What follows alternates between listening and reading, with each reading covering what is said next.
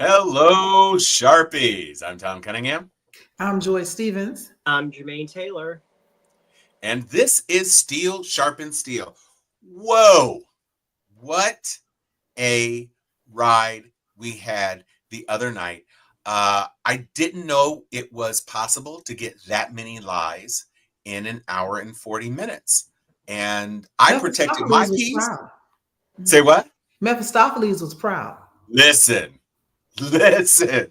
So I protected my piece and I did not contribute stream hours or stream minutes to actually watching the address to the joint session of Congress because I didn't want it to be perceived as though I was somebody who was interested in hearing his lies. But of course, I consumed a lot of content in the aftermath of, different little clips and everything. Mm-hmm. And the thing that Joy, you pointed out, I'm going to let you take the lead on this. You said there was a moment that you wanted to commemorate for today's show about something that happened during that address. I would like to shout out the Honorable Al Green. Because when we talk about standing up to fascism, when we talk about being in the trenches, being unafraid, getting into good trouble, it's all of the above. And he was the only one, Democrat or Republican, the only one to stand up and say, this is not right. I saw some people likening it to the moment, granted it's pop culture reference, but the moment in the first Avengers movie where Loki tells everybody to kneel, and then one guy says, I'm not going to kneel to somebody like you. And, the resistance doesn't have to be all encompassing. It doesn't have to be organized. It doesn't have to be funded. It just has to be there. And that's what I like so much about his moment is he didn't do it for show. He didn't do it for grandstanding like so many people on the right try to do, get a soundbite or whatever. He, in his heart, was like, I'm not going to stand here. I'm not going to sit here and let this bullshit happen and not stand up and say something about it. And I also want to point out that as much as the 78% and the 92% are like, we not helping y'all because y'all fucked up. Jasmine Crockett, oh my God, what's her name? Ilhan Omar, and the rest of the squad, and Al Green, and a couple others. Presley. Yana Presley, thank you. I have made it very clear we're not here for this. And it is not unexpected, but nonetheless aggravating to see silence from so many other people in the Democratic Party, where they're just like, and not doing anything and saying anything about it. Not only silence, though, 10 of them voted with Republicans to censure him, which is crazy. Because Democrats are racist too. Well, I'll put it this way. Democrats may not be racist, but they still succumb to the same indoctrinated white supremacy as their Republican counterparts. They still think white people are better and black people should know their place. They still think that, even though they may have this idea of noblesse oblige, where they think they can help us up because we can't help ourselves. The Democrats are the type that would tell you that that they could help teach Black people how to self-govern when we had government thousands of years before they did, and they're missionaries, considering themselves trying to help us when you're just a different form of pain, maybe one that's slightly less murdery, but I should the fact that any one of them. I'm sorry, go ahead, Jermaine. The cameras didn't show the group of Democrats that actually walked out, but we heard his response to them walking out. Remember when he said, there's nothing that I can do, I can cure something, I can stop crime, and they would still be unhappy, they wouldn't clap. Remember he had that, you didn't watch it, but he had some pushback to them, and that was because they had all got up and left, and that was that response built on that, because they got up and walked out. The cameras didn't show that.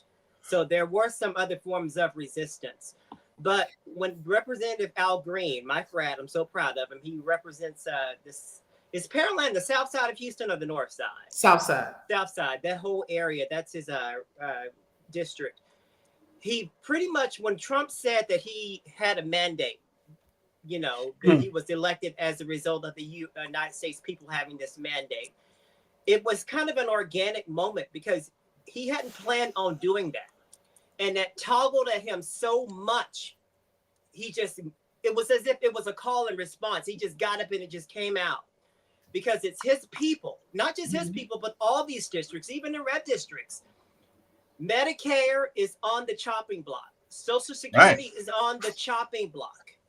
And those were his words. I forgot exactly what he said, but he was pretty much saying something to the fact that you cannot cut this because there are people in my district that are depending on it. Right.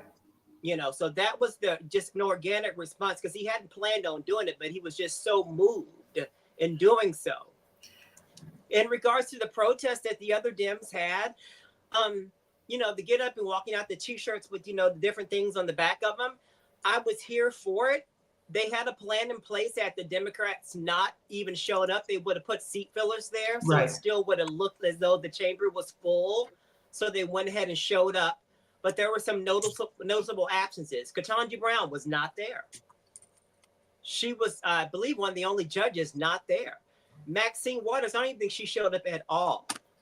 So there was Auntie Maxine is not here for your bullshit. She said her blood pressure is too high. There were some protests with their absence, but for the most part, you know, the cameras didn't show when they all got up and collectively walked, because from what I was told, that was a very powerful moment, so much so that it got his attention and to pull focus from his actual script, and he addressed it because it got under his skin. Well, can we talk? Yeah, well, as thin as it is. But the interesting thing about that statement that you were talking about, Jermaine, because I did see a clip about that. If I had cured cancer, but you didn't, and you cut money for cancer research. If I balanced the budget, you haven't. You added $4 trillion, and your new plan is set to add $22 trillion to the deficit. He put all these hypotheticals of stuff he had not done, hasn't even tried to do, and pretended like Democrats were not applauding him for these amazing accomplishments. But you haven't done any of it, buddy.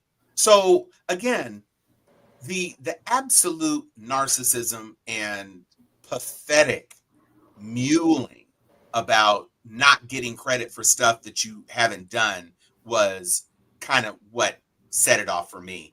And the fact that literally within hours of that too long speech, not beyond the gates, Lord. Not the orange dookie ball. I haven't heard the word dookie in a while, in a generation. So remember Tariffs, such a beautiful word, Tariffs, possibly the most beautiful word in the world. And you know, I know all of the words. I have all of the words, and Tariff is the most beautiful of them. You got a big brain. Within hours of even enacting the tariffs, he had to roll the tariffs back for a month.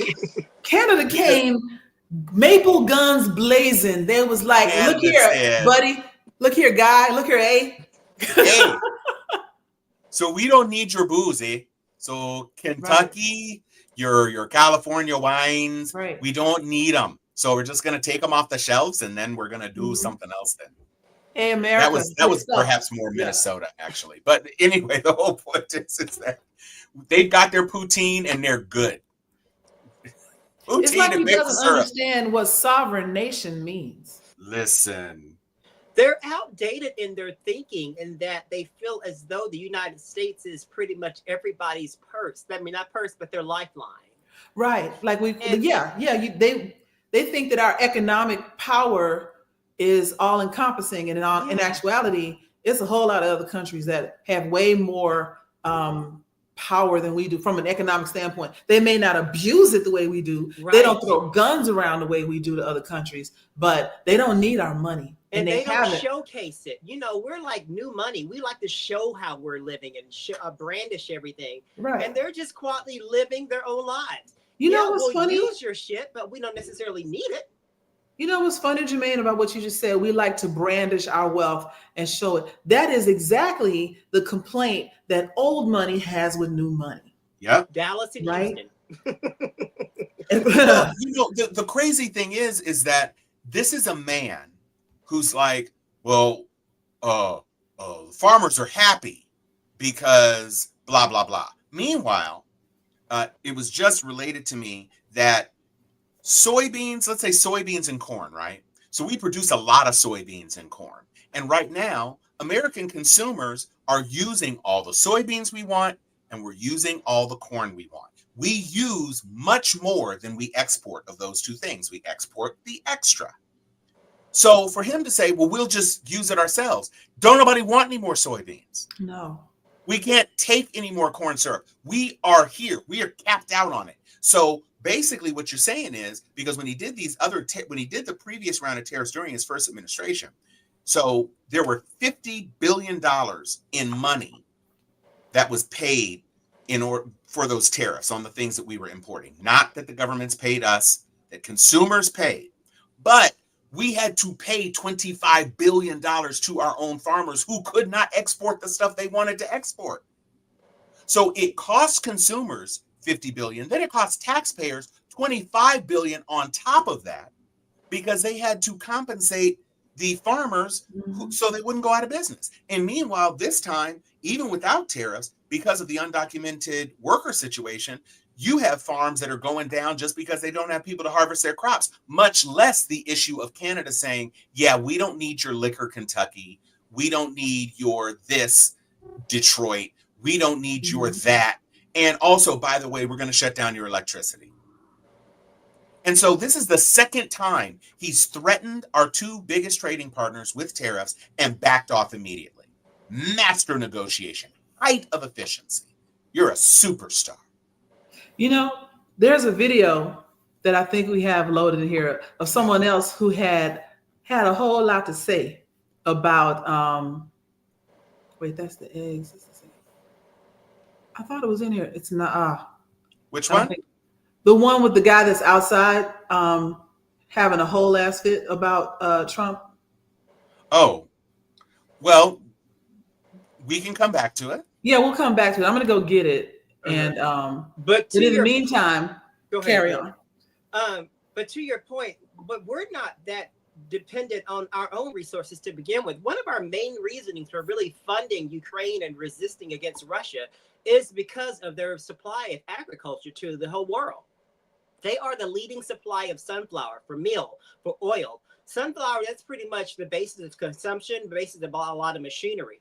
We don't want Russia to be, the manhandlers and the people who dish out what we can give in terms of, sunflower oil. So that's one of the reasons why we stayed on Ukraine so much, to remain their own sovereign country, because we depend on them as much as, the world depends on us. So it's completely misguided as to how he's trying to strong arm the United States might in the fact that we have everything that the world needs and no one can depend on their own to pretty much sustain themselves. I don't know if that's an education thing or that's just an overinflated thing that the United States just has just to, marquee themselves with. But it's really interesting how that's like their, that's what they lean on in terms of, the United States being the superpower that it once was. But, I digress. Well, it's yes and. It's education and ego. But here's one thing that the United States consumes a lot of that we don't actually make a lot of. And it's a simple thing that a lot of people consume every single day. And it's coffee. We only have one state that produces coffee, and they don't produce near enough for the consumption of the United States. And because of its remoteness, it costs a lot. Yeah. And that's Hawaii. Hawaii doesn't make enough coffee for the Starbucks of this nation. All of that coffee is in Colombia, from Africa. There's all, Kenya has a ton of coffee. We don't. And so can you imagine if every Starbucks in this country shut down because there was no coffee coming in? Can you imagine if people couldn't get that Arabica in the Folgers, in the coffee pots and diners and offices throughout the country? Can you imagine? And so not only are we not the only game in town, because we certainly aren't the only game in town. I mean, when you consider that China has 5 times as many people in its country as we do, that's almost the same is true of India. There are plenty of places that have lots of people to consume things. So we are not on the top of the heap. And the game he's playing right now just makes him look idiotic. Europe basically has said we can't depend on the United States anymore to do anything. Oh no. While we are talking about withdrawing from NATO, that's where we are right now. So much to the point, That's Tom, insane. that Germany, not since World War II has Germany did this. They are investing in their military infrastructure right now. Germany has never had to do this because why? Those American military bases were over there and they felt protected. Now they're like, not so much. We don't know what you guys are capable of. So we are going to pretty much invest in our own military because these bases that are all around this country line of ours, we don't know where you're going to aim next. This is Germany, guys. That's where we are. So I found the thing I was looking for. So I'm just going to share this quickly so y'all can hear what I hear. Hang on a second. The tech billionaire reiterated calls by the US president and Russia for Ukraine to hold new elections, saying President Zelensky is despised by his people and reiterating President Trump's assertion that he is a dictator. It starts off nice. And then Neville Chamberlain must be down there now, thinking at last a bigger fucking pussy than I was, because at least Neville Chamberlain didn't come back reading from a bit of anti-Czech propaganda that Hitler had written for him. Are we still America's allies now that America is openly using Kremlin propaganda? this is a question. Trump is clearly one of the worst negotiators in geopolitical history. The first time ever an American president has criticized an ally for not surrendering to an invading army. You fucking pussy hole. Trump He's mad. claiming that Ukraine started the war is like Roosevelt saying, well, what the fuck were those ships doing in Pearl Harbor in the first place? The art of the deal, eh? The great negotiator showed his hand after 2 seconds, showed the world that he'd been entirely captured by Kremlin talking points. Instead of at least pretending to be neutral so that he could get his Nobel Peace Prize, he immediately showed that he was openly hostile to one of the parties and not the invader, the invaded. The art of the deal, eh? The guy negotiating with Russia is a Fox News host. Although, what's the point of a functioning Defense Department if you're going to surrender to your enemy after just 1 month in office? Imagine being the president of the United States with the richest man in the world as your pet and still shitting the bed every time someone points out that you're being a wanker. And you can tell that Trump doesn't actually think Zelensky is a dictator because his nose isn't nestled up Zelensky's anus whilst giving him a reach around like he does with real actual dictators. The UK didn't have a general election for 10 years because of World War II. That doesn't make Winston Churchill a dictator. Zelensky has not banned opposition parties, just the ones openly pro-Russian. Just like we banned the fascist party when Hitler was bombing the shit out of us on a nightly basis. Zelensky has not banned independent media, just pro-Russian propaganda. And NATO expansionism is not the reason we have this war. NATO expansion on Russia's borders stopped in 2004. So what? Russia was so annoyed that they waited 10 years to invade Crimea and then a quick 8-year breather and then on to Ukraine. Utter bollocks. So just to give everybody a heads up, this Jonathan Pye is a character by the actual comedian. So Jonathan Pye is a fake newscaster. So think of him kind of like a John Oliver. Yeah. So, but because obviously a newscaster wouldn't say some of the things in a broadcast. But he's not even that. That was tame in comparison to some of what he said. But the thing is that he's also so stunningly right. That's what I loved about it. Like he had some points. Oh no, the points were pointing. Trust and believe. He didn't tell any lies. He gave a historical breakdown. He gave proper historic context. The only thing false about this is that he's not an actual newscaster. Everything else he said was absolutely true and spot on. So And I also think like it was trending when I found it on Threads of all places. And there were like 24,000 likes and like 1,000 reposts because it was a lot of Americans reposting it because that's the circle that I'm in. But we tend to like the cursing and the outrageousness of it all. And so him putting that message in that form is probably more effective than some of the high-end, dry as toast, educated sound bites that some people try to put out. I won't say who because I can't think of names, but you know what I'm talking about. But I mean, considering that Trump's base likes vulgarity, use vulgarity to get them to listen. And more of them, as they lose their jobs, you about to lose your job. Get this dance. There's many of them are losing it. They're starting to listen right now. So, well, and the good thing about this guy in particular is that when we see The Daily Show and you see Jon Stewart, Jon Stewart is a comedian and he's going to be telling jokes and he's going to have visual gags and all that other sort of stuff. This character is a British character. And so it's unfamiliar to American audiences. And he's not sitting behind a desk like it's a set, like it's The Daily Show. He's not behind a desk like it's MSNBC or CNN or anything like that with a panel of people who are, maybe shouting against him or whatever. He's standing like he's a reporter in the street in London or wherever. And it comes off as real.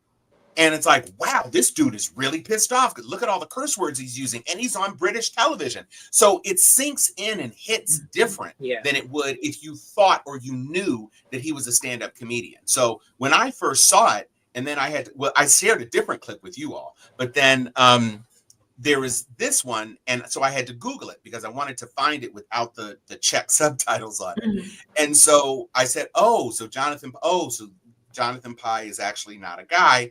It's a character, but nonetheless, just as impactful. He's just as angry, and it's real. Comedians can be angry, and so he is feeling and saying and sensing every single syllable, and so he did a spectacular job.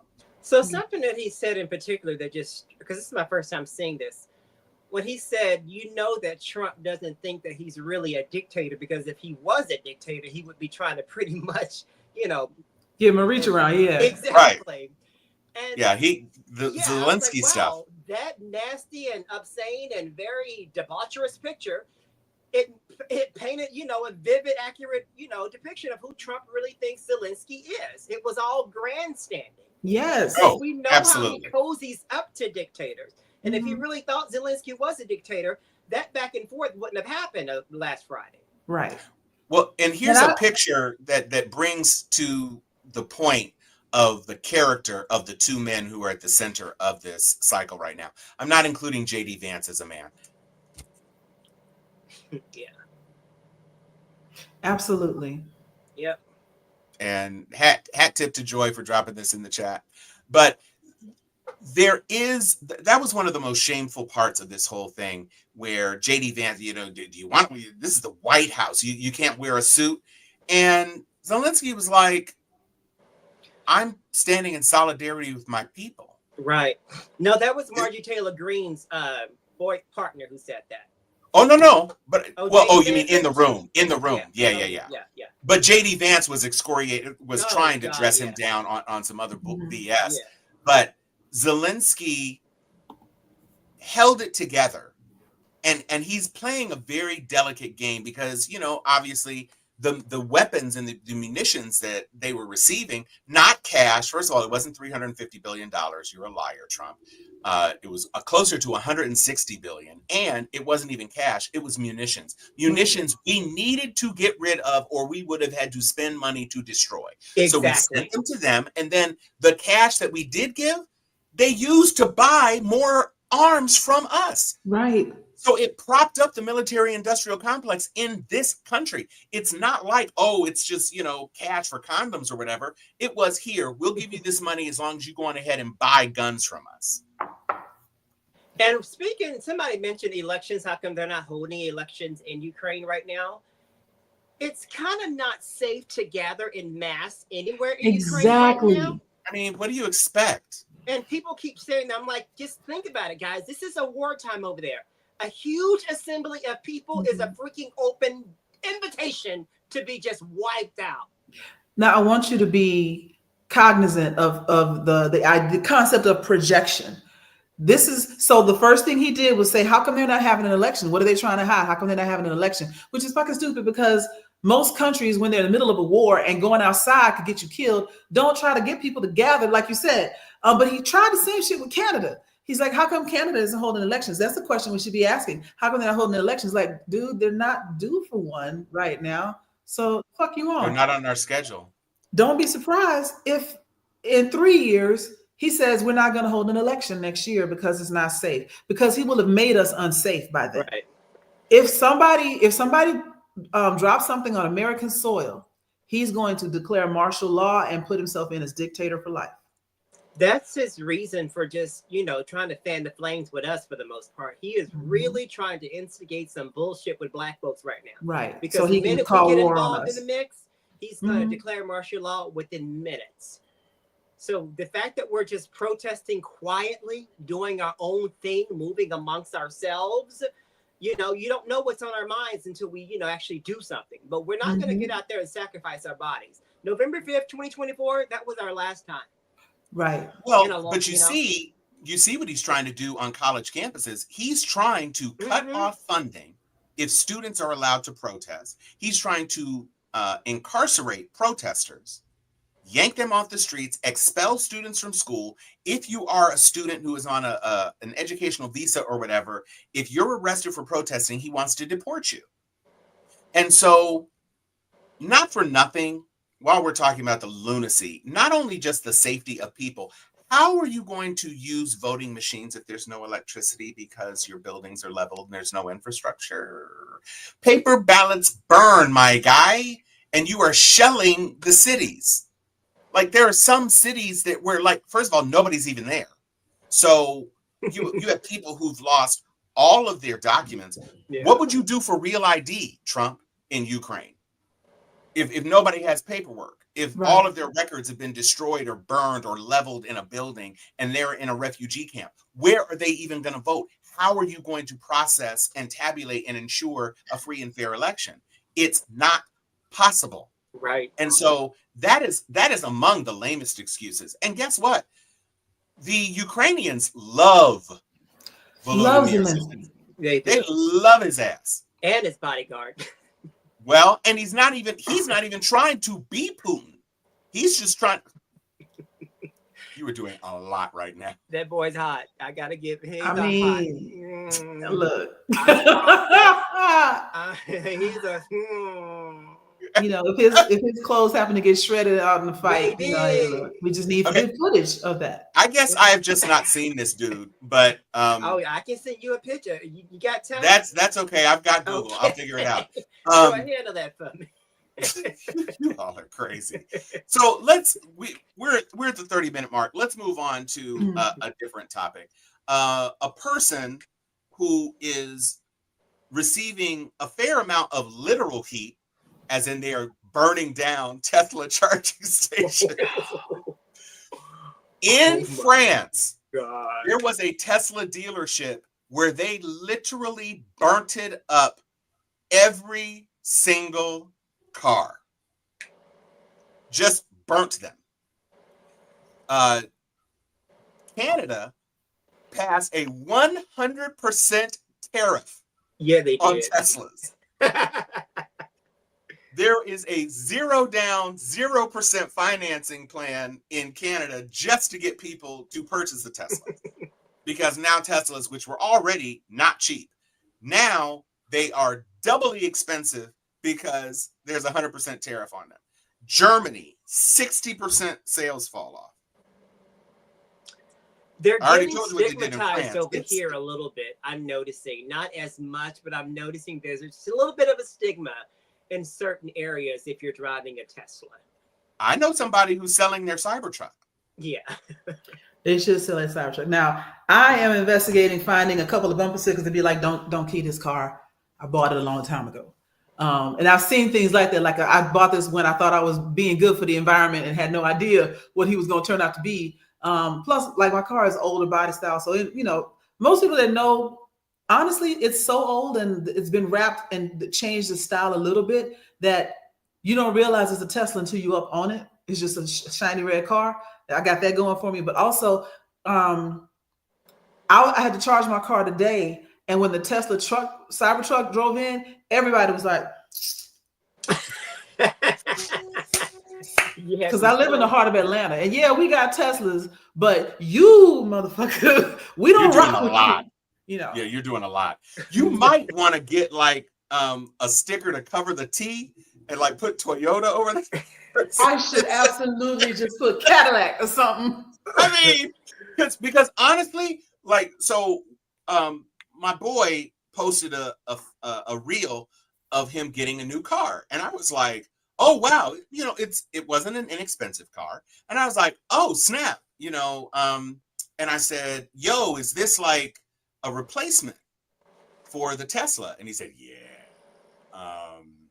we got to get rid of all of the Teslas. And so it was just good timing that it kind of works. But yeah, I'm not going to be doing that, because literally it's like, Joy, maybe your bumper sticker should be, this is used, so Elon didn't get any money or something, but you disguise it, because these things are, listen, everybody ain't in a position to do all that. But so yeah, let me just address this, because I was at my sorority's event this past weekend, and they were doing something about technology, and somebody was like, you know, something like, you know, like electronic vehicles. Anybody in here drive electronic vehicle, Tesla? And I was like,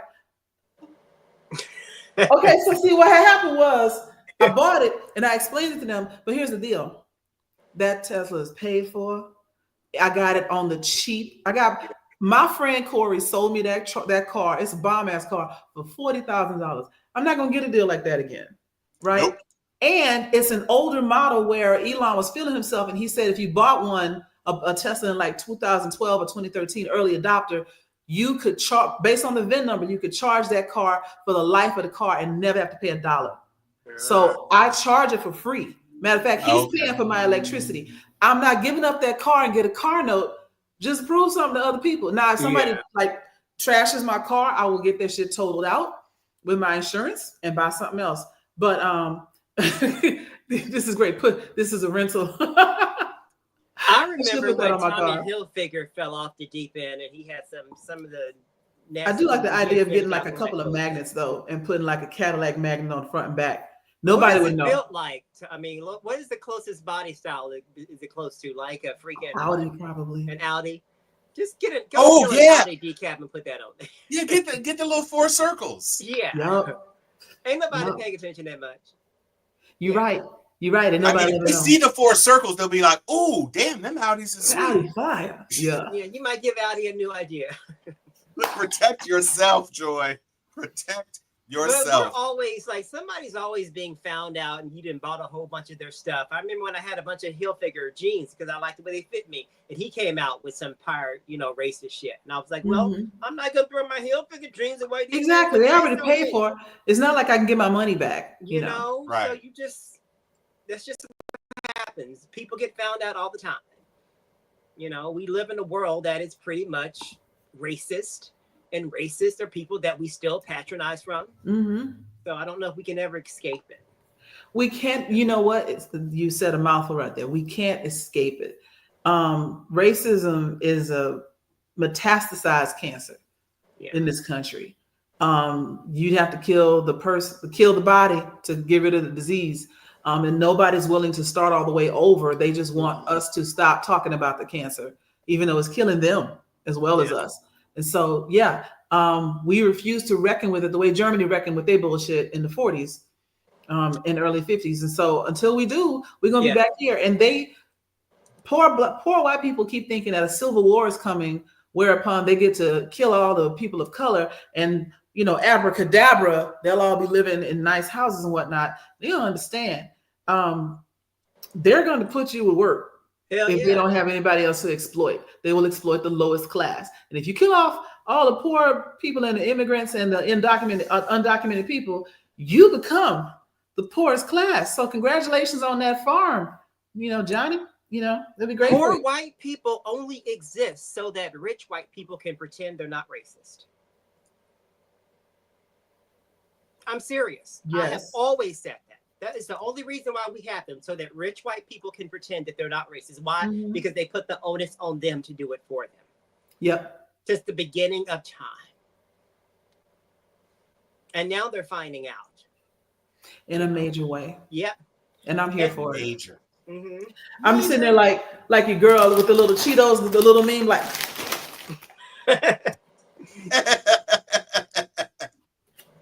Yeah, there's a lot. I'd like to talk for a moment about Marco Rubio, who is perhaps the only person in the administration who actually is regretting being a member of the administration. Visibly. I mean, when I tell you he was in that chair looking like a 6-year-old at Easter service, I mean, just back in the chair like, I'm not with them. And the crazy thing is that he was one of the most forceful Zelensky advocates some 10 years ago, 11 years ago, when he was saying Ukraine had the second largest behind us and Russia. They had the third largest stockpile of nuclear weapons. We said, give your weapons to Russia. It's all good. You know, we need to get rid of nuclear weapons. And now what happened?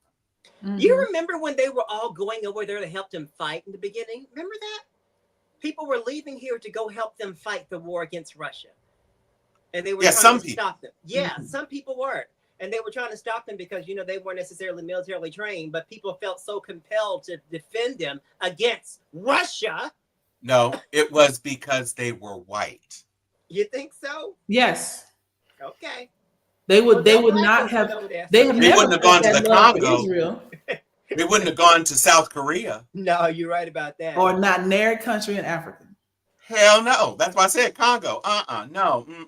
No. They went because they saw some pictures, apparently, of Zelensky's bodyguard and said, oh, I can get me a husband. Right? I wasn't that compelled.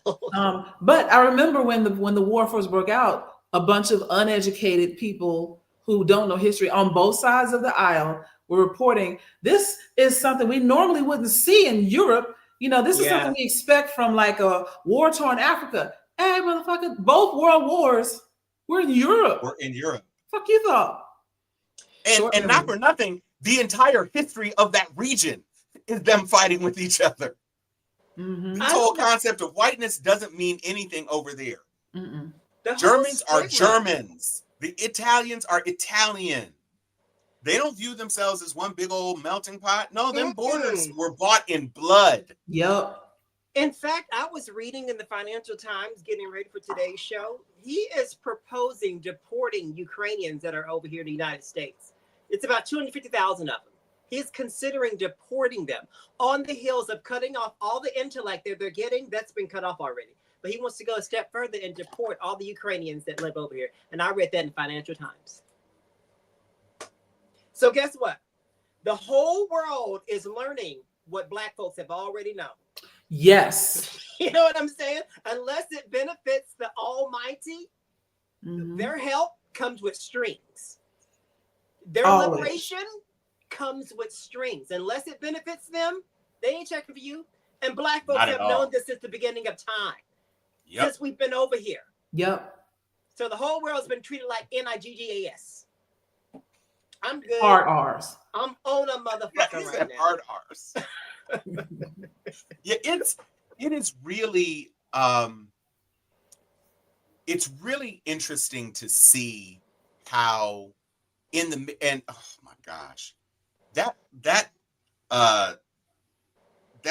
press secretary, press secretary Barbie, I didn't think that it was possible to be less truthful than like Sarah Huckabee Sanders, or McEnany, or who was the first guy? Oh well, Sean Spicer. He didn't even. He didn't hardly get worse than Spicer. But this girl, like, I don't know if they're swapping out her Stepford chips like every time she steps away from the podium or something. But she like acts like she believes this, and the whole stuff with Doggy and governmental responsibility. We talked about this last week about the woman that they kind of propped up to pretend. But oh yeah, that was crazy. The federal judge is like, so who this is the new, you're saying this is the person, but this person hasn't made a single statement about anything that has been going on.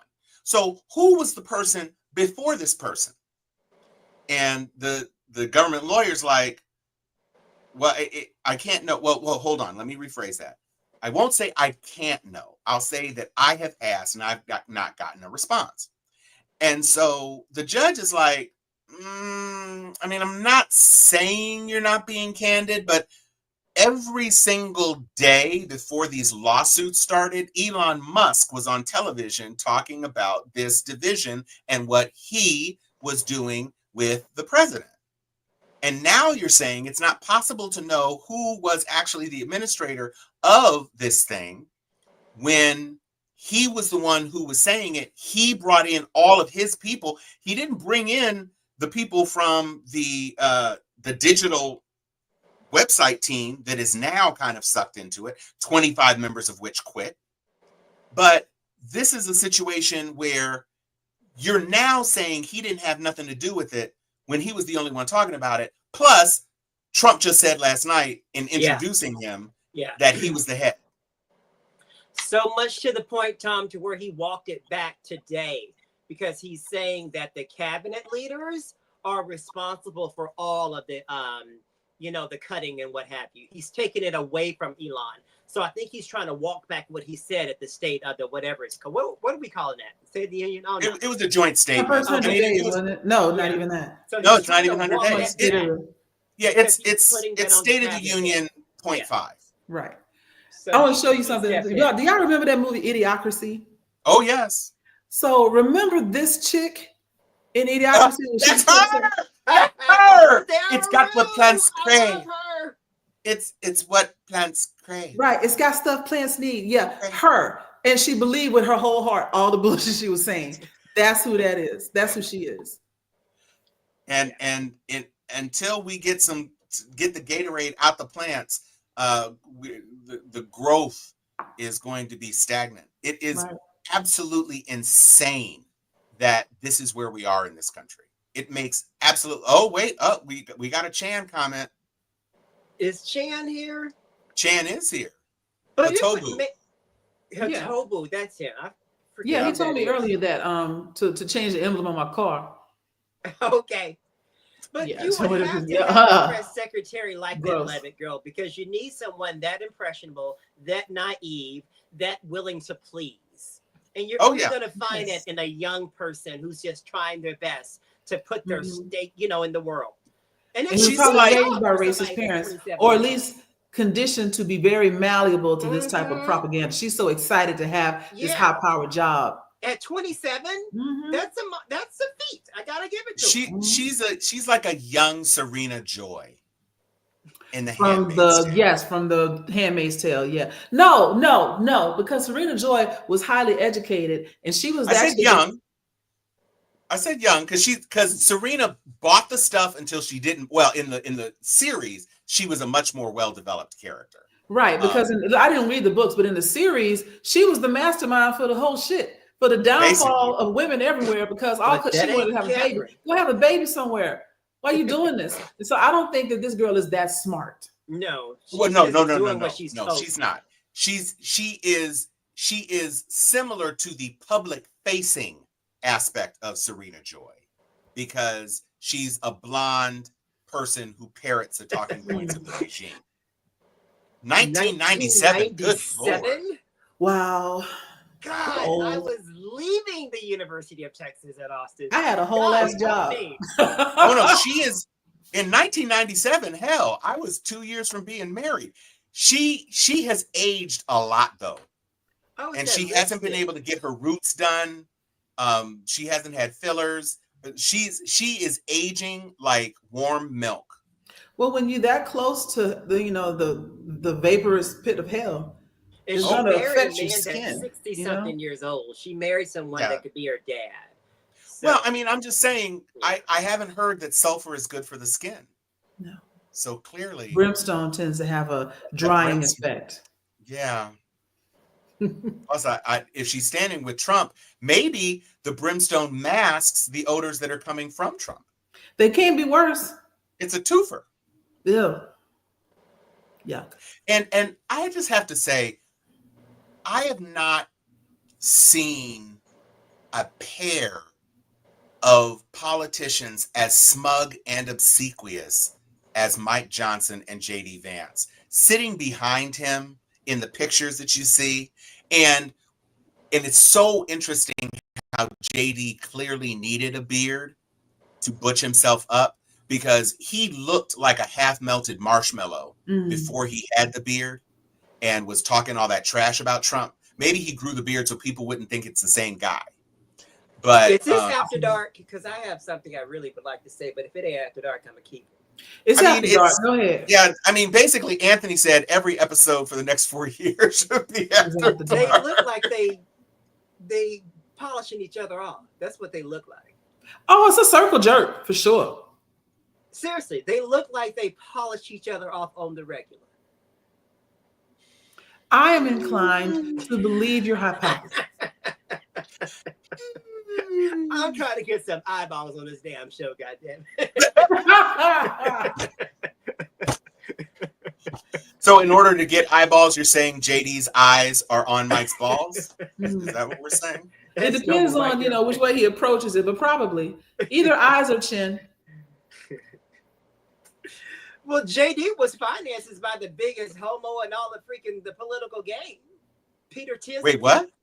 He was financed by his whole political career. Oh yeah, Peter Thiel. Peter Thiel, yeah, he's the South African. Yeah. Hardcore. Oh, it's more than a circle jerk, baby. Mm-hmm. Oh Lord. He is the most. I really did not appreciate wanted to come through the screen and fight him. Him sitting. First of all, fuck you doing in there? You're the vice president. Go do something. You know what I'm saying? Why are you in this meeting? And then him, just verbally smothering everything that Zelensky was trying to say, talking about you haven't even said thank you. You need to say thank you. First the fuck all. Y'all didn't do shit, right? Everything that has happened with Ukraine has been, at least in the positive, whatever positive there was to have been happened under Biden's rule. All of it. Right? So he should have been thanking Biden, because y'all ain't done a goddamn thing. You didn't even say thank you. Can't you just say thank you? You're so ungrateful. Man, fuck you. I was so mad at him for that. Well, but anything world stage wise they haven't done, it's all been Biden, because they haven't had a time. All thing they've done is just inflict harm over here. So 2 things. I saw a clip, because they didn't say that, okay, he's got saying Jermaine and Samuel are going back and forth. The ugliest. So among the very first words that Zelensky said when he was given an opportunity to speak were thank and you. Yes. Thank you for the opportunity to be here, that sort of thing. It wasn't about thank you so much for what you two personally have done for me, but he said thank you at the top of it. Yeah. And so this whole, why don't you just say thank you? Why don't you just shut up? Right. And go eat some dinner Glizzy. With your wife and kids. Go back to that statement that Chan just made, because I feel like we might need to address. Do you guys honestly feel like that he's the next in line? If there was to be like another nominee, it would be Vance? No, if Trump is murdered, he's the next in line. Yeah, but there's a good possibility that the redneck Appalachian base turns on Trump and murders him. Yeah, because I can't see them voting for Vance the way they voted for Trump. No, they absolutely won't. Yeah, his wife is the wrong color, and he doesn't have the charisma.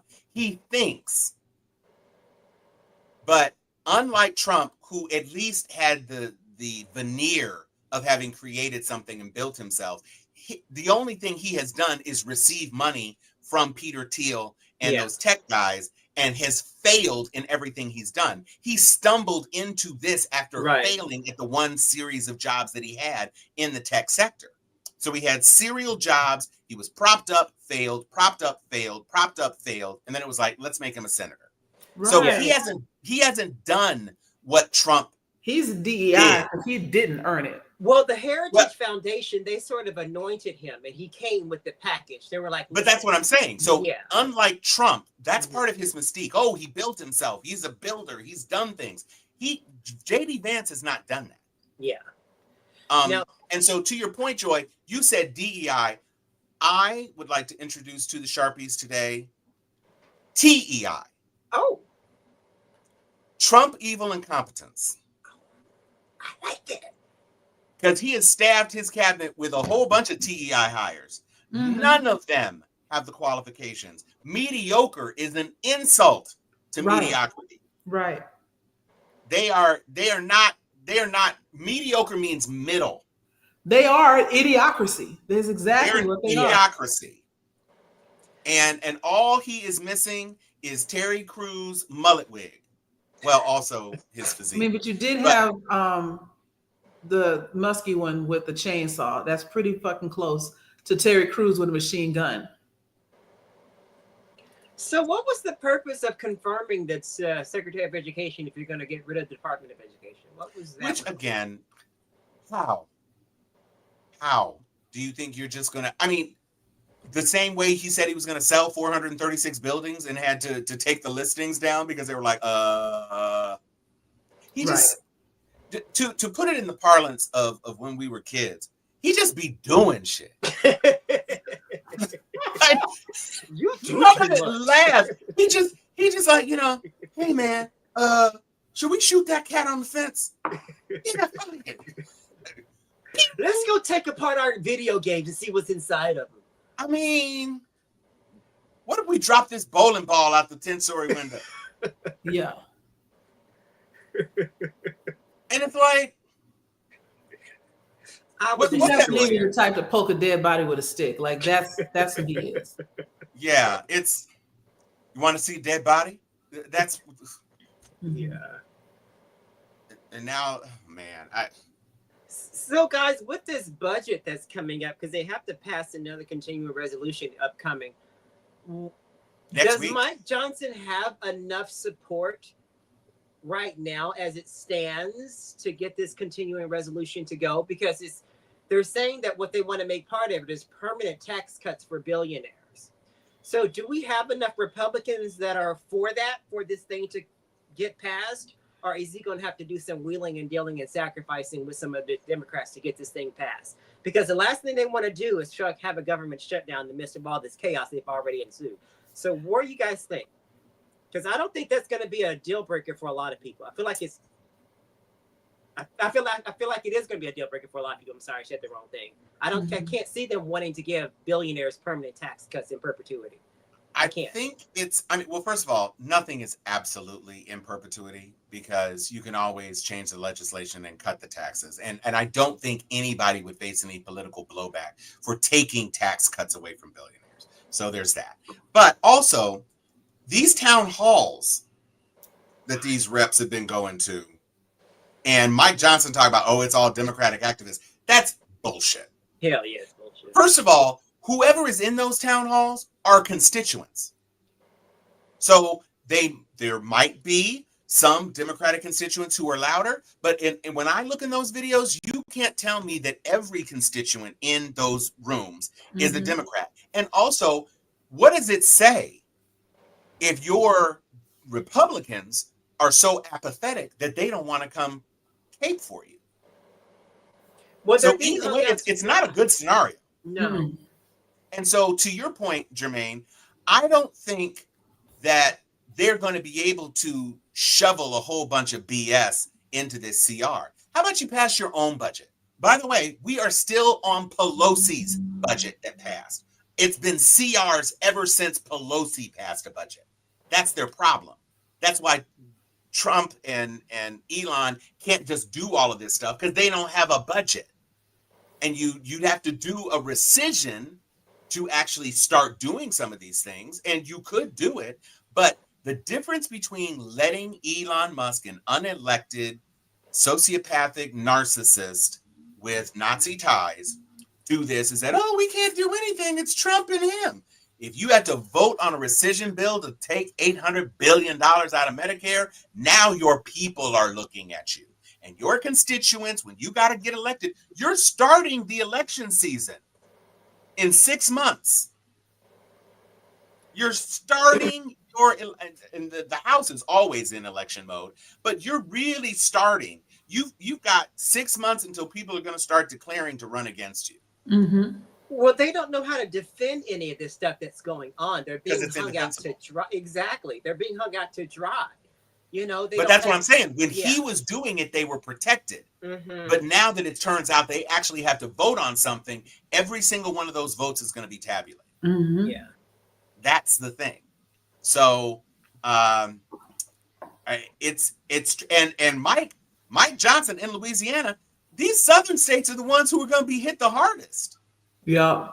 And you're sitting here as the speaker betraying your own constituents like they're all happy. They ain't happy. They ain't happy. I sent you something, Joe. I want you to put his face on the screen because this fellow right here is about to change the game for real. And I'm about ready to go to freaking San Francisco and help him win. Hang on a second. Let me send it. Yeah. He's running against Nancy Pelosi. I can't pronounce his name, but Sharkot something. And he was the guy, he's like AOC's protege. He was actually responsible for her in her meteoric rise in New York. And he's like, listen, the old guard of the Democrats, that's what's keeping us where we are. And he is pushing heavily to rebrand the Democrats for this next election season for the very same reasons that we've been talking about. Because we are sucking at messaging right now. We're not fighting fire with fire. Have you guys heard of him? His name is Shark. I can't pronounce his last name. But anyway, it's going to be a hard seat for him to win. But this is the type of energy that the Democrats need in this next election cycle, because the way that they've been playing the game is just not cutting it with people. It's not resonating.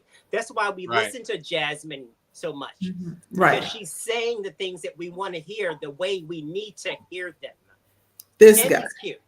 This guy right here. He's running against Nancy Pelosi, and he is mounting an already. I mean, he's out the gate running. People are pouring money into him. I thought Nancy wasn't seeking re-election. Nope, she is. She's running again. And to be honest with you, she's still calling the shots. People that are over these committees, she's still putting words in other people's ear. That one particular position that AOC should have gotten, I forgot what it was. She's the reason why she didn't get it, because, you know, I guess she didn't think that she was quite ready for it.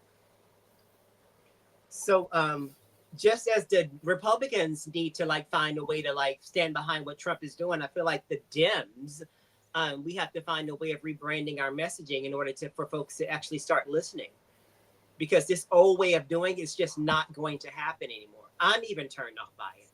I just am. When I saw Ayanna get into it with James Comer the other day at one of those hearings about something that she was trying to introduce. Right. He didn't want her to read the title of that article. Exactly. That kind of energy, that matching, that right there is what excited me, because it's like, yo, wait a minute.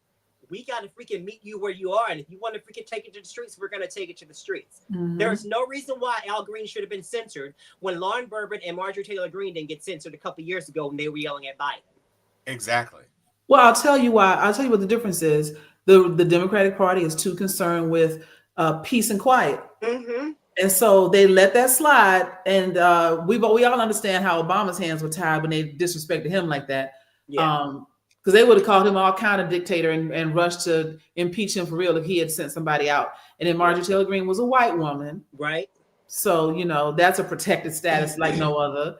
And then they're always like, clutch the pearls, but don't do nothing. And that's how we ended up here, because the Democrats do look weak. And to people who value bullying strength, they lost some folks along the way because they do look ineffective. And I can't say that they are effective. You know, if they were, we might not be here. We were not. Exactly. And I have to give it to Trump. Trump introduced that whole way of talking to people. And that's what's stuck in our minds. That's what we respond to.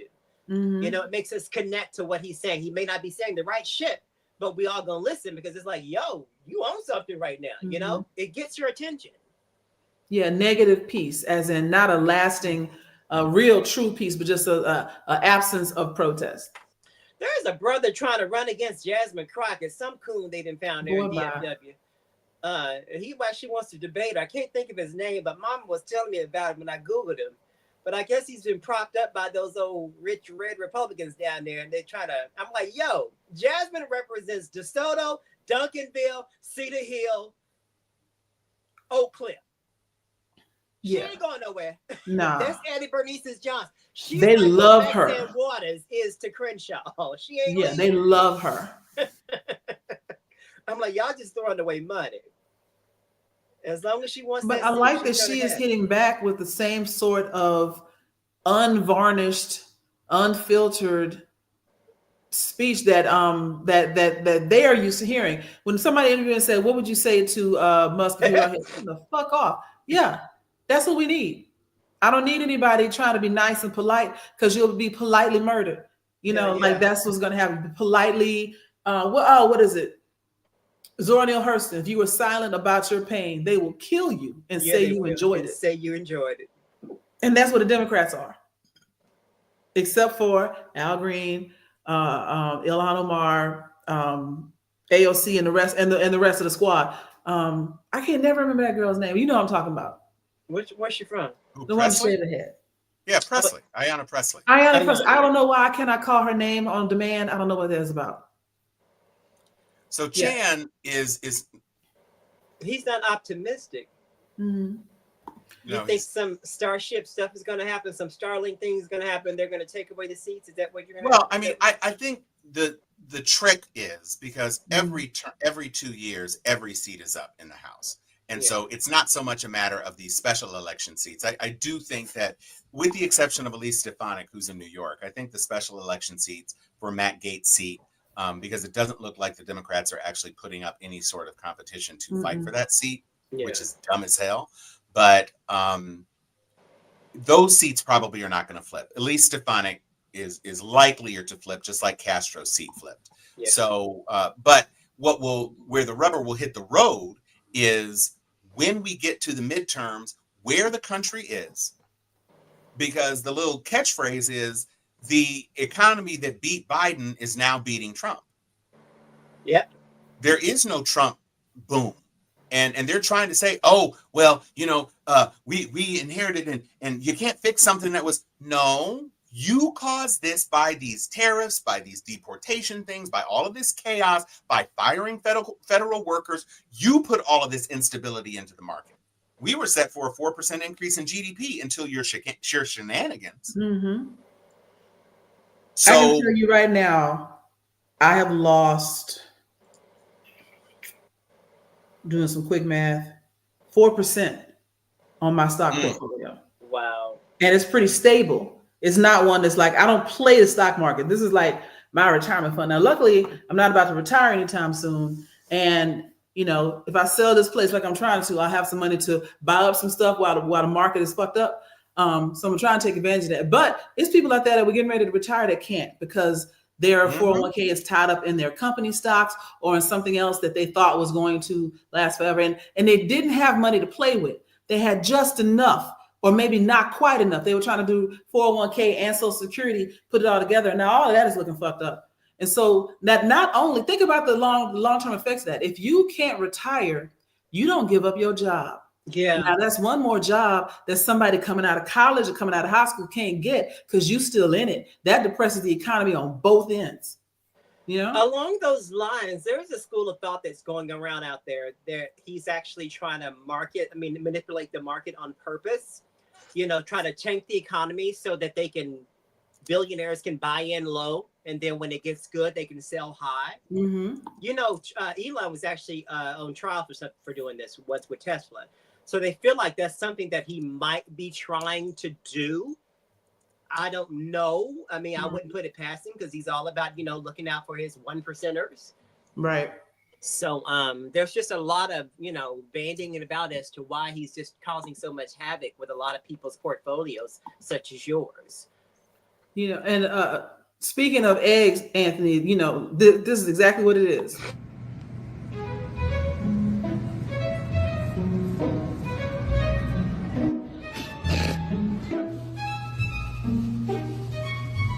This is just crazy. Who would? I can't even. I don't know who would do something like this in the supermarket. It's just, we should probably find out whoever's doing this and maybe follow him. You. Right, of course he's with, but I love it just because people got short memories and selective memories, and they'll be like, Biden left us this and something. No. Your boy did that, you know, and he had your full support for him to fuck you with no Vaseline. Good luck with that. You know, you wanted this, so lay there and take it. In the theme of After Dark. That was a very After Dark statement. Screwed you dry and put her up wet. That's an old Texas one.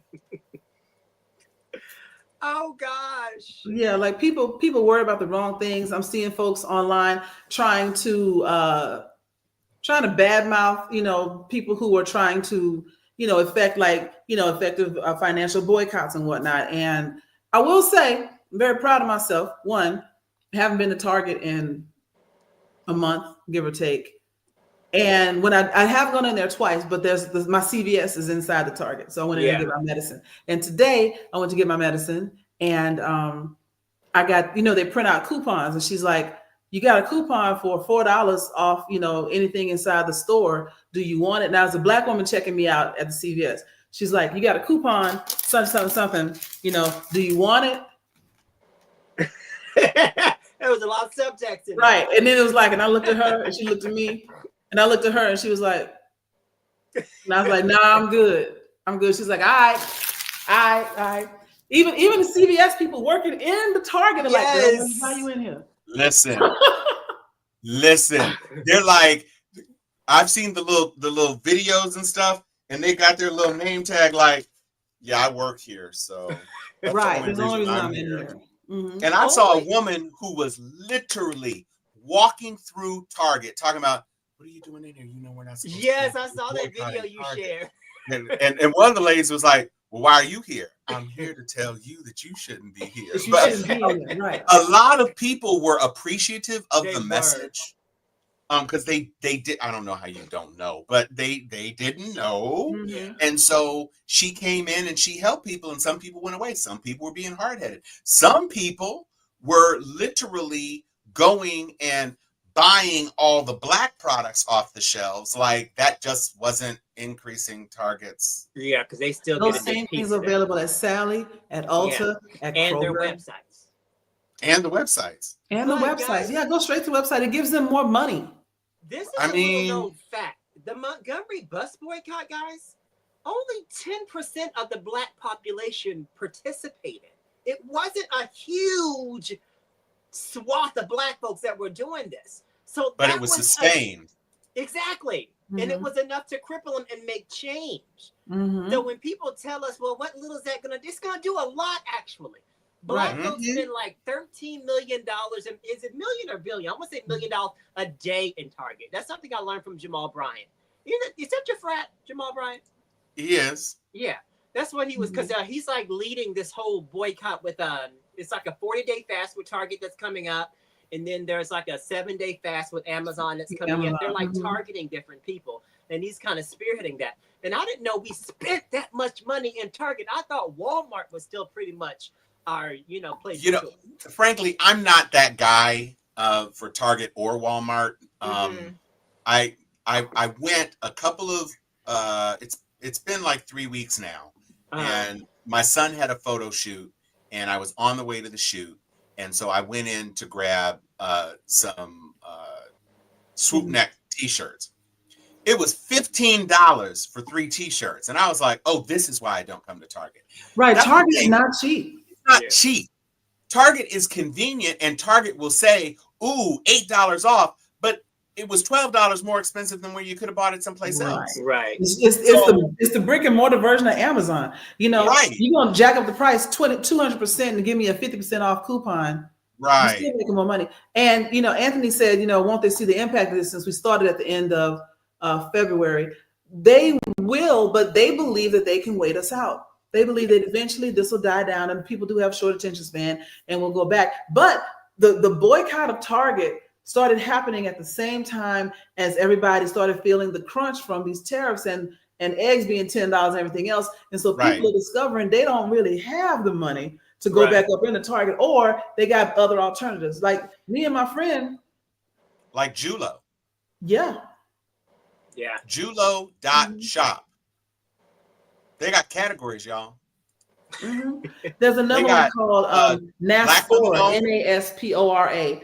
If you go to Naspora.com, there's this detergent called True Detergent that I've used before. True Detergent is the truth in the fire. That detergent got blood out of a white shirt. Do you hear me? They sell I've seen that. They have dishwashing liquid too. They do. They have dishwashing, and it works well too. That dishwashing liquid got, you know, you have your plastic containers that be stained. He got the stain out of some container. Yeah. Listen, I launched a website several years ago, and in the aftermath of some of these renewed boycotts, I kind of updated it a bit. So Tuesday is a portmanteau of Tuesday and Juneteenth. So it's about economic freedom.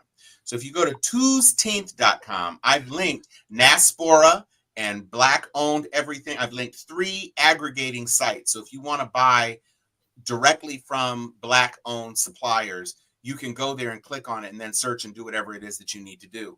But the point is that, you know, a few folks have been coming out and saying, well, if you do this, you know, one day doesn't mean anything. How about this? How about you let some Black people have some joy about doing what they can to do something? And if it starts off on a day like the blackout, and you say, I was able to not go to Target, so I'm just not going to go to Target again. If everybody who is watching this show right now, if the 12 people who are viewing in this moment, because we've got more views than that, but people cycle in, cycle out. But if each of us, if the 15 people right now listening to me just said, I'm just not going to do it. And then when you talk to your mom and them or your cousins, it's like, I know you're not at Target. You know, just do this. How about this? Have you been to Julo? Have you been to Naspora? So if we did that, you just take it step by step. Nobody's saying, you know, nobody, when you say, just don't ever go to Target again, they're like, oh, I'm never going to not go to Target again. But if you say, just be intentional and try to choose not to do it this day, and then it becomes a second day, and then it becomes a third day, and now you're talking about how you haven't been at Target. And oh, you realize, wow, the stuff that I used to buy at Target, I really can get at Costco cheaper. Then you are doing a change. Costco still got $5 rotisserie chickens cooked to perfection. Take it right out the thing and go home and get you some mac and cheese, and you've got a dinner right there. Yep. You can't get a $5 chicken at Target. The wine isn't bad either. Right. They got everything you need. So the point is that, please, people who are talking about, you know, global change, that's all well and good. If you feel good about boycotting, then continue to feel good and advocate to whomever you want to advocate. Because you know what? Caitlin, whatever, is sitting there every damn day and lying to her people. Yep, she is. Every day. Trump is lying every day and got people to vote against their own self-interest. So how about when I tell you, hey, y'all, don't support these people who don't have your best interests at heart? That's acting on your behalf. So support yourself and feel good about supporting yourself. Everything doesn't have to be, oh, well, you know, I don't know, I know I haven't been to Target. How about you? Why are you going to Target? Big cities. I'm pretty sure our listeners, they live in big metropolitan cities, and there's always an area where you can go and get, you know, local products by Black folk. For me, it's right down there, Stalker and Crenshaw. I'll go down there and I get everything that I need when I don't get it from my little girl in Atlanta. You ever heard of Afro Cosmetics? Joy, Afro Cosmetics. Are you familiar with them? They're in Atlanta. That's where I get all my soaps and sour sops from. Wait, what'd you say? They're called Afro Cosmetics. They're in Atlanta. I have not heard. I don't really be buying cosmetics like that. But well, it's but I just get my soap and my sour sops and, you know, all my tonics. See, now I get I don't do a lot of times, but I do like that kind of thing. And I was looking online for, there was a what's it called? Shea Butter Baby, I think it's called. It has like an African black soap in a liquid form that I'm trying to get my hands on. That shit is fire. Afro Cosmetics is right there. You probably get a lot quicker than I would. So Sam, you're looking about black furniture makers. My fraternity brother's son. So the fraternity brother is Elmani as Well, hang on. Okay. You have to have a membership for Costco. So I looked into it. The membership for Costco is cheaper than the membership for Amazon. You better Sure know is. it. I'll buy a lot. Mm-hmm. And you got $1.50 hot dogs and a drink still. Cheaper than Again, any you're McDonald's single. I'm Coke. single with no children too. But you know what? Me and my neighbor who lives in my building go to Costco and we get, 10 boxes of pasta or whatever and split this shit up. And I will second sell it to my other friends like, yo, I got 10 boxes of macaroni. I only need 4. Who else wants the other 6? And that's how you build community. You ain't got to go by yourself. Take 3 friends that y'all use your card and you split this shit up in the parking lot. But also, Sam, I'm going to give you a scenario. Wait, pull that message back up. About Yeah, the, but I'm this single needs and to da-da-da-da. address it. First of all, people have a skewed perception that you go to Costco and you can't ever get just one or two. thing. That's not true. Yeah. First of all, if you want a big old bag of chips, you can get one big old bag of chips. You don't have to get 10 bags of chips. You got to get a lot of toilet paper. You got to get a lot of paper towels. But it's not impossible to shop. If you want like some sun-dried tomatoes, I bet you at most it would be 2 glass containers of sun-dried tomatoes. And if you like sun-dried tomatoes and you're going to cook them, that's fine. If you want a tray of sushi, or you want 2 little containers of soup, of clam chowder or lobster bisque or gumbo, or if you want a couple of packages of meatballs, guess what? Meatballs freeze. Sausage freezes. So there are some things that are not great but if you like pot stickers, you can get a bag of pot stickers that you can put in your freezer and it'll last you for months, because if you're eating 6 or 10 at a time, you'll have them and they're not going to go bad. If you're intentional about what you want to do and strategic about what you're trying to do at Costco, vitamins. Yes. There's lots of things you can get at Costco, protein drinks, everything that will not kill you in terms of storage and will do you a really good job in terms of economic benefit. Costco membership the twice standard over gold a year. membership at Costco is $65 a year. That's it. A year. A year. You will pay for it in time. I mean, at 2 visits, you're good. Exactly. Yeah. They absolutely. Plus, you get money back. Yes. Yep. And they you got can good get you gas some prices credit. too. That's true. Oh, the gas is ridiculous. The gas is easily 30 cents less a gallon than any gas station you go to. So you get that $65 back in a month or 2. Barely that. You need tires. They got I be needing tires. tires too. Yeah. Listen, so and here's something where I was just in Costco, being intentional. They have a 98-inch television at Costco for $1,800. How good is that? It is That's the size of our huge. refrigerator. That's a wall. It is huge. 98 inch. Now it's a TCL, but I'm saying if you're a person who likes electronics, if you need a vacuum cleaner, if you need pots and pans, if you need luggage, I need a vacuum cleaner. there's all sorts of, if you need furniture.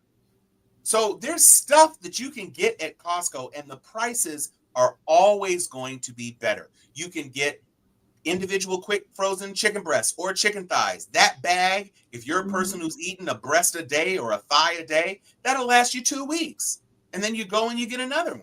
So it's not what's ironic, everything you're saying, like Anthony's saying, it's the same convenience that we're looking for at Target. You might have to buy maybe 30% more stuff, but it lasts. Everything that you buy at Target for the most part is non-perishable, or it'll last. If I get 6 boxes of macaroni, I'm gonna use that shit eventually. You broke through, Tom. Yay! With your membership. Broke through.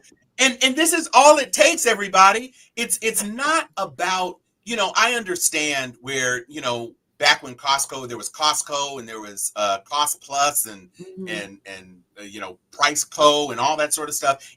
The premise was that it was bulk. Everything is not bulk. Right, because they realized that the majority of people didn't really want to buy in that fashion. Not that quantity. Yeah. But if you're buying, it hasn't done that in a while. If you are a person who likes chili from a can, I don't know why you would. I make my own chili, but so 8 cans of chili. Okay, so put it in the pantry. Mm-hmm. Or like Joy said, your next door neighbor. Get you a vacuum cleaner, bro. They got good vacuums. And I want you to send us a video of you using that motherfucker for the first time. I know that's right. I want a live. Go IG live, y'all. This is my first time at Costco. What up? So, there's a lot that you can do, and the boxes are not as big as you think they are. Mm-hmm. You can get 18 eggs. I highly encourage. I love Costco. Plus, if you need to get your eyes checked, they got an optometrist in there. You can get inexpensive glasses. You know, they used to do photos.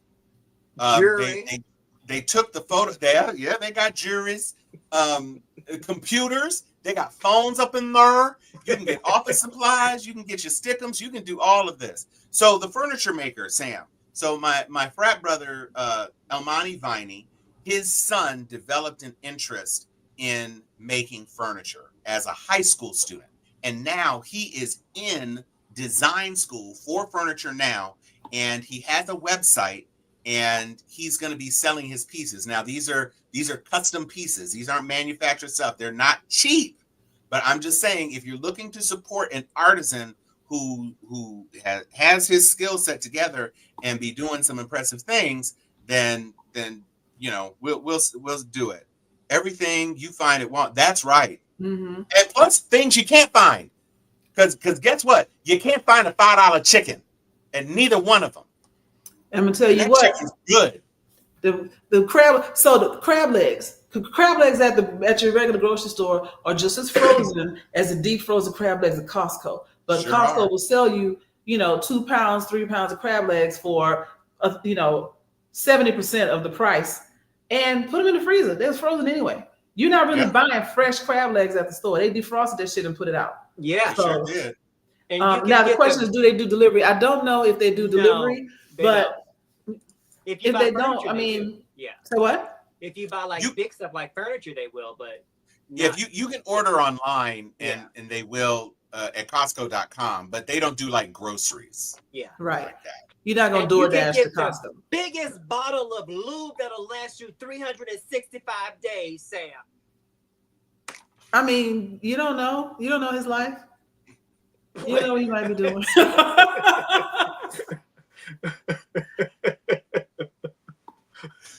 As soon as you said that, Joy, I thought of Amy Poehler on Baby Mama. Bitch, you don't know my life.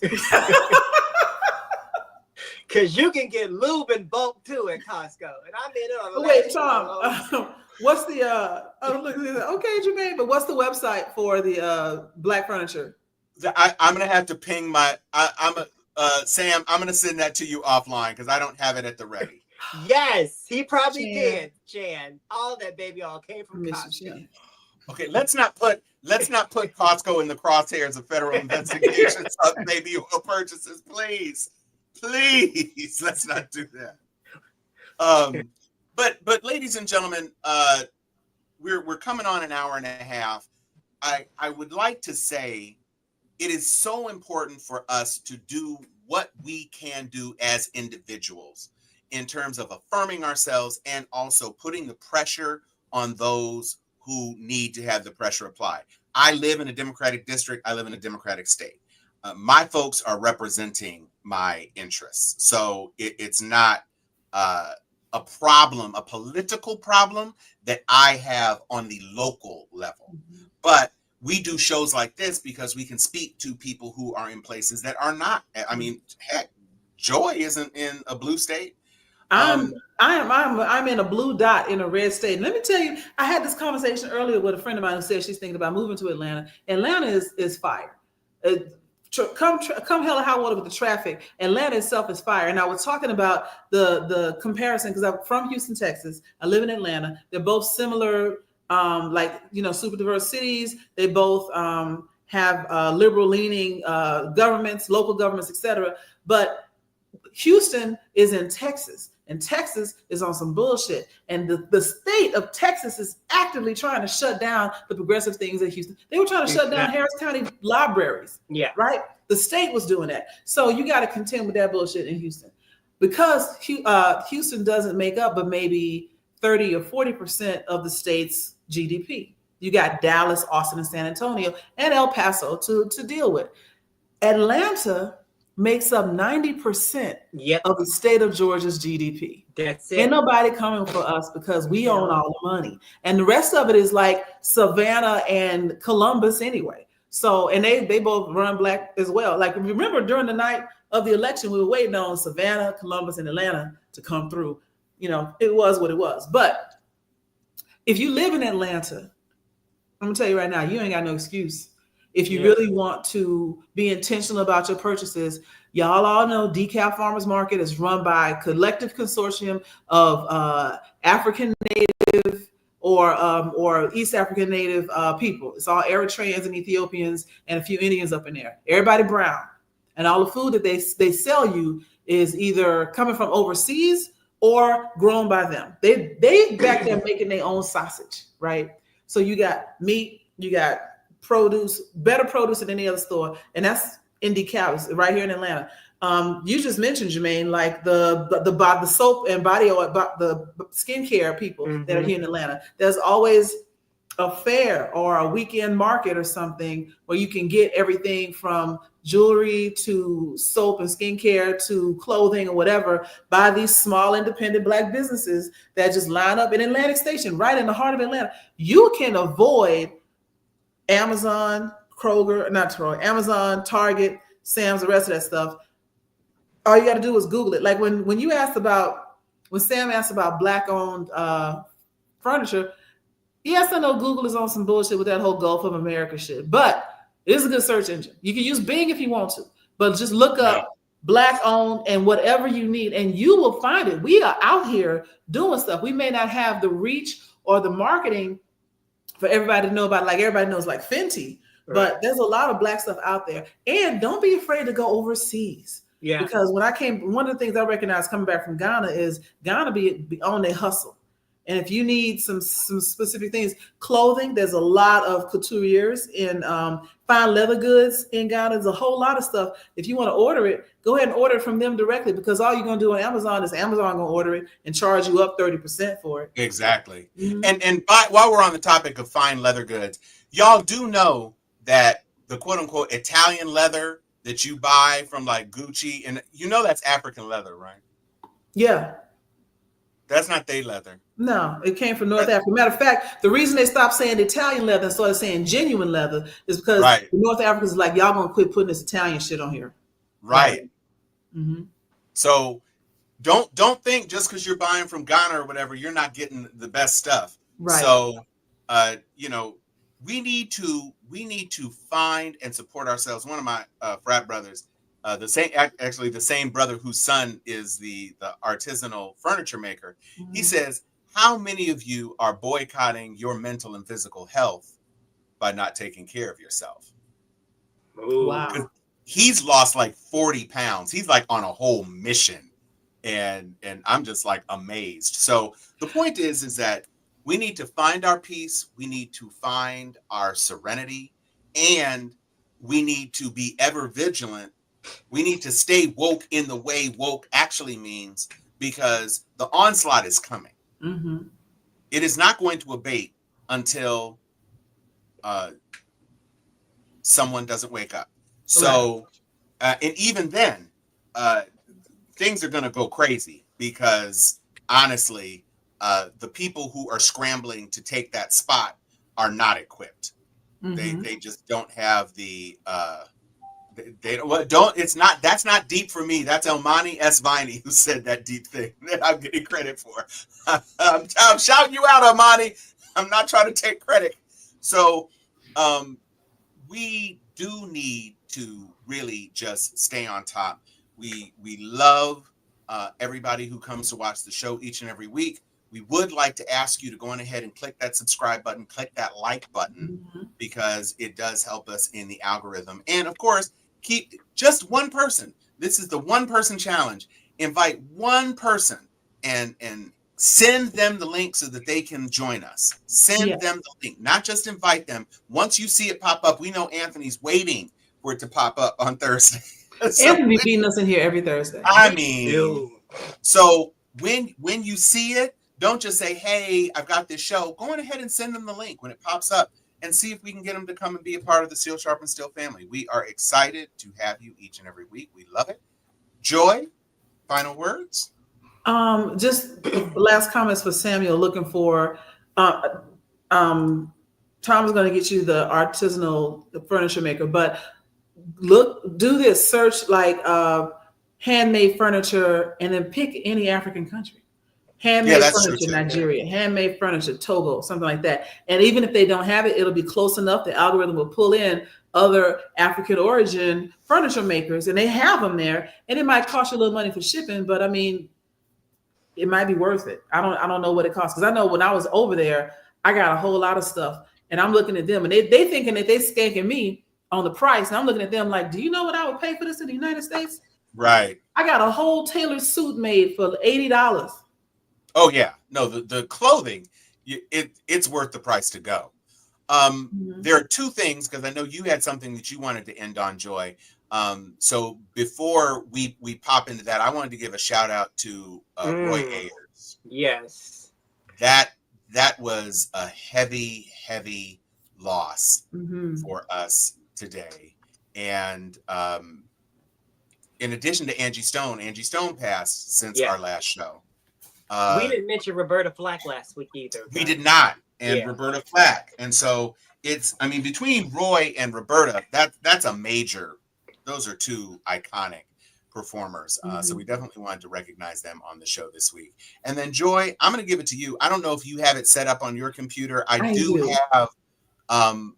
have it as a slide, but I don't know if you can read it from there. I'll be able to read it, but what I'm going to show you, there's a young woman on the internet who, like we said, Black women are 90% smoke, right? And so what she has taken to doing is, whenever the racist trolls come on her page, because she's a history either master's or doctorate, she knows what she's talking about. And so when she posts something about Black history, whatever, people of course come trolling, and I have never seen smoke like this in my life. So I'm going to put up one of her responses, and I'm going to read it to you because I know it's going to be small on your screen. So let me find this real quick. So this is the response, right? So what we have here, this first guy named Daz says, notice you're all fucking Black, racist, horrible people. You all should have stayed in Africa. The world would have been a better place. With the middle finger. She responds. Her name is Stacey Patton. Daz Mason, let's talk about where Europeans should have stayed instead of rampaging across the world like a disease-ridden horde of thieves, rapists, and genocidal maniacs. They should have stayed in their own cold, famine-ridden, plague-infested lands, scratching lice out of their scalps and perfecting the fine art of defecating in their drinking water. Ooh. They should have stayed in their drafty castles and mud huts, cultivating a rich tradition of inbreeding and witch burnings. They should have kept on impaling enemies on spikes for sport, boiling people alive in cauldrons, torturing peasants with iron maidens and breaking wheels and flaying knives just to hear them scream. They should have fixed their filthy medieval streets where disease-ridden mothers abandoned babies in gutters to be eaten by rats and fathers sold their daughters into child brothels to survive another winter. They should have stayed put, burning midwives as witches and bloodletting themselves to death and stacking infant corpses like firewood. They should have kept hacking off noses and ears as punishment and crucifying prisoners and hanging children for minor offenses. I mean, she goes on for a minute, but she ends with, you unwashed chicken, breath smelling like generational inbreeding. You are the inbred afterbirth of failed conquerors that should have ended up in a damp European gutter centuries ago. Tell the truth. Now that's what you call a read. Again, her name, let me put up again. Her name is Stacey Patton. I like you, Stacey. And she is a doctorate. I for Booker Squared, I'm about to start following Stacey Patton and see what else she got. Yeah, she has a PhD. Yeah. Yes. Yeah. You definitely don't want to smoke with no PhD, because somebody who's that smart can tear you apart with words. And Booker's doing the same thing. So what'd you say, Jermaine? I said Booker's doing the same thing. She is. Somebody wrote in the comments under that letter. He's still crying somewhere right now. Because I know that's right. You unseasoned chicken. Yo. Breath smelling like inbreeding. Inbreeding. Come on, man. Afterbirth. Y'all remember that? Mm. From Boomerang. Afterbirth. Jeffrey Hodder said It stinks so good. Yeah. Yo, I'm here for it. When I read that, when I tell y'all how I cackled on my couch, just like woo, looking like Celie, like not Celie. No, Oprah Winfrey. Sophia. Oh, Lord. I'm back now. Yeah. I had a minute. But wait, and just in case, if you look for her on Facebook, she has one post with like 6 attacks of that length and vigor. Like she is not. She has time. The smoke monster on Lost took lessons from Dr. Stacey Patton. Trust and believe. Smoke monster ain't shit. Stacey be doing it. Shout out to all the Oscar winners that were of color. Paul Tazwell for Best Costume Design for Wicked. First black man. Ruth Carter was the first black woman. Exactly. First black man. Oh, Are we counting Zoe? We're counting Zoe. Yeah. Mm-hmm. Yeah. Best supporting. She's getting a little. Does Zoe want to be counted? Is the question. Well, she doesn't. I don't know that she does. But she should have been actually Best Actor for that execrable movie. Mm-hmm. But Bob, I did get your Bob sent me a note about there's a Valera Public School superintendent. Yes, almost $1 million. Yes. Insanity. Yes, but then they worried about your grandmother's Social Security.